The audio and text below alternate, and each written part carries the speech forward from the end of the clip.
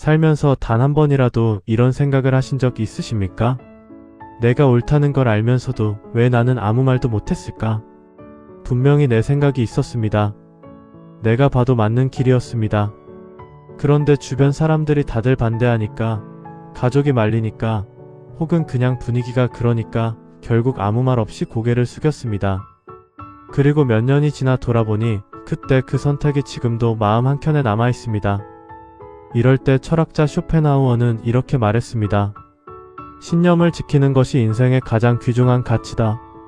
처음 이 말을 들으면 너무 당연한 말처럼 들릴 수 있습니다. 그런데 막상 살아보면 신념을 지킨다는 것이 얼마나 어려운 일인지 누구보다 잘 아실 겁니다. 오늘은 그 이야기를 해보려 합니다. 60대 초반의 한 여성이 있었습니다.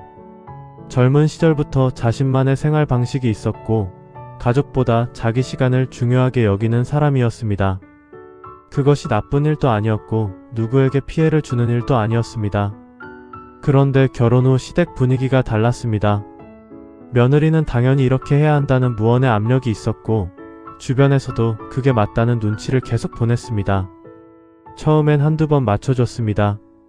그러다 어느 순간부터 자신도 모르게 그것이 습관이 되었습니다. 수십 년이 지난 뒤 그 여성은 이런 말을 했습니다. 나는 언제부터 이렇게 됐을까요? 내가 뭘 좋아하는지도 모르겠어요. 이것이 바로 신념을 꺾는 일이 반복될 때 나타나는 현상입니다. 처음에는 상황에 맞추는 것처럼 느껴집니다. 그런데 그 선택이 쌓이고 쌓이면 결국 자기 자신을 잃어버리게 됩니다. 심리학에서는 이것을 자기인식의 소실이라고 설명합니다. 내가 어떤 사람인지 무엇을 원하는지 점점 흐릿해지는 상태입니다. 그리고 이 상태가 되면 나중에는 신념이 있어도 그것이 내 신념인지 남의 기대인지 구분조차 어려워집니다. 70대의 한 남성이 있었습니다. 평생 공직에 있었고 정직하게 일하는 것을 자신의 원칙으로 삼았습니다. 동료들이 적당히 눈 감아주는 일에도 혼자 끝까지 원칙을 지켰습니다. 그러다 보니 인사에서 밀리는 일이 생겼고 주변에서 융통성 없는 사람이라는 말도 들었습니다. 어느 날 후배가 이런 말을 했습니다. 선배님처럼 살면 손해만 보는 거 아닙니까? 그 말이 한동안 머릿속을 떠나지 않았다고 합니다. 이 상황을 심리학적으로 보면 이것은 보상심리와 깊이 연결되어 있습니다. 사람은 자신이 옳게 행동했을 때 그에 맞는 보상이 따라야 한다고 무의식적으로 기대합니다. 그런데 현실에서는 신념을 지킨다고 해서 반드시 좋은 결과가 오지 않을 때가 많습니다. 오히려 손해처럼 보일 때도 있습니다. 그때 사람들은 흔들리기 시작합니다. 내가 틀린 건 아닐까? 이렇게 살면 나만 손해보는 거 아닐까 하는 생각이 스며들기 시작하는 겁니다. 그런데 쇼펜하우어는 이 지점에서 이렇게 말합니다. 신념의 가치는 결과로 평가되는 것이 아니라는 것입니다. 신념은 내가 어떤 사람인지를 결정하는 기준이고 그 기준이 흔들리면 결국 내가 누구인지도 흔들리게 된다는 것입니다. 그 남성은 퇴직 후에도 자신이 지켰던 원칙들을 후회하지 않는다고 했습니다. 오히려 그것이 지금 자신이 편하게 잠들 수 있는 이유라고 했습니다. 우리가 신념을 지키지 못하는 또 다른 이유 중 하나가 바로 비교입니다.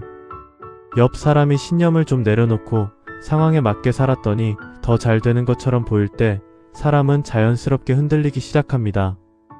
60대 후반의 한 남성이 있었습니다.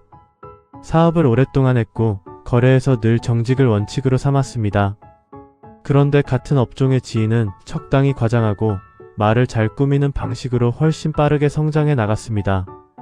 그 모습을 보면서 그 남성은 점점 자신의 방식이 고집스럽고 낡은 것처럼 느껴지기 시작했습니다. 저 사람처럼 하면 더 잘 됐을 텐데라는 생각이 자꾸 들었다고 합니다. 이것이 바로 비교 심리가 작동하는 방식입니다. 사람은 자신의 선택을 절대적인 기준이 아니라 주변과의 비교를 통해 평가하는 경향이 있습니다. 그래서 같은 행동도 주변에서 잘 되는 사람이 보이면 내 선택이 잘못된 것처럼 느껴지기 시작하는 겁니다. 그런데 비교가 위험한 이유는 우리는 다른 사람의 결과만 보고 그 과정과 대가는 보지 못한다는 데 있습니다. 신념 없이 빠르게 성공한 사람이 내면적으로 어떤 상태인지, 그 사람의 관계가 어떤지 우리는 알지 못합니다. 그런데도 겉으로 보이는 결과만 가지고 내 신념을 의심하기 시작합니다. 쇼펜하우어가 말한 신념의 가치는 바로 이 지점에서 빛을 발합니다. 신념은 비교의 대상이 아닙니다.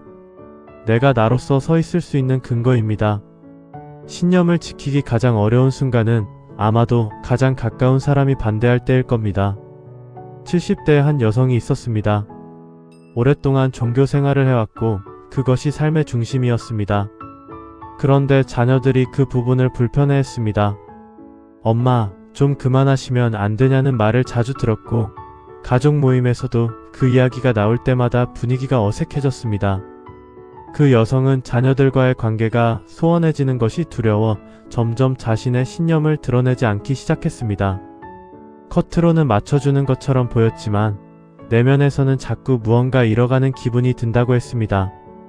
이것은 관계 의존이 신념에 영향을 미치는 대표적인 사례입니다. 사람은 본능적으로 소속감을 원하고 가까운 사람들에게 인정받고 싶어 합니다. 그 욕구가 강할수록 신념보다 관계를 선택하는 일이 생깁니다. 그것이 나쁜 것이 아닙니다. 자연스러운 인간의 반응입니다.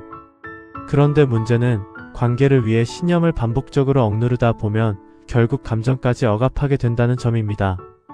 말하지 못한 것들이 쌓이고 그것이 관계 안에서 보이지 않는 거리감이 됩니다. 진짜 나를 보여주지 못하는 관계는 가까운 것 같아도 어딘가 공허합니다. 신념을 지키는 것은 고집이 아닙니다. 진짜 나를 관계 안에 가져오는 일입니다. 신념을 꺾는 일이 반복되면 어느 순간 그것이 습관이 됩니다. 아무 생각 없이 그냥 말하지 않는 것이 편한 상태가 되어버립니다. 60대 중반의 한 남성이 있었습니다. 젊을 때부터 집에서는 늘 조용했습니다. 하고 싶은 말이 없어서가 아니라 말해봤자 소용없다는 생각이 쌓이다 보니 그렇게 된 겁니다. 가족여행 계획도 집안 결정도 본인 의사는 늘 뒤로 밀렸습니다. 그러다 보니 나중에는 의견을 물어봐도 다 좋아, 알아서 해라는 말만 나왔습니다. 가족들은 그것을 무관심이라고 느꼈지만 사실은 오랜 시간 동안 자신의 의견이 무시되면서 형성된 패턴이었습니다.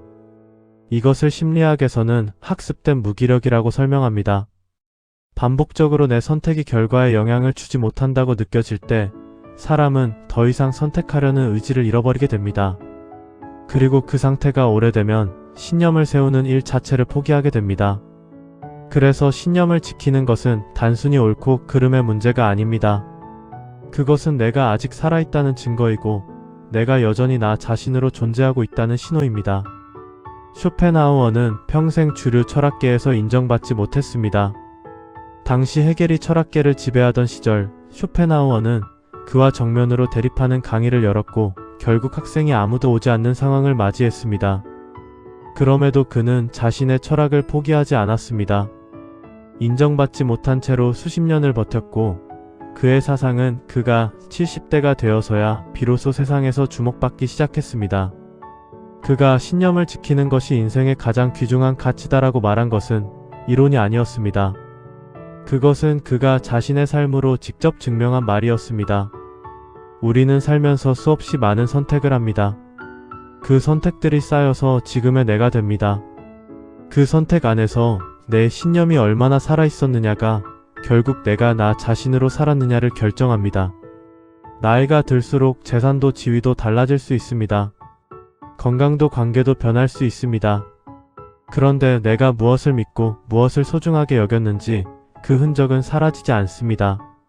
그것이 노년에 스스로를 돌아볼 때 가장 오래 남는 것입니다. 오늘 이 이야기를 들으시면서 문득 떠오른 장면이 하나쯤 있으셨을 겁니다. 그때 말하지 못한 것, 포기했던 것, 맞춰주기만 했던 시간들. 그것을 후회하라는 말이 아닙니다. 다 이유가 있었고 나름의 최선이었을 겁니다. 다만 지금 이 순간 내 안에 아직 남아있는 것이 무엇인지 한 번쯤 들여다보시기 바랍니다. 신념은 거창한 것이 아닙니다. 내가 옳다고 생각하는 것을 조용히 지키는 것, 남의 시선보다 내 기준을 조금 더 믿는 것, 그것으로 충분합니다. 결국 삶이 끝나는 자리에서 남는 것은 내가 무엇을 지키며 살았느냐입니다. 그 질문 앞에서 부끄럽지 않은 삶, 그것이 쇼펜하우어가 말한 가장 귀중한 것의 의미입니다. 오늘 영상이 도움이 되셨다면 좋아요와 구독 부탁드립니다. 이런 이야기를 계속 나누고 싶으신 분들께는 큰 힘이 됩니다.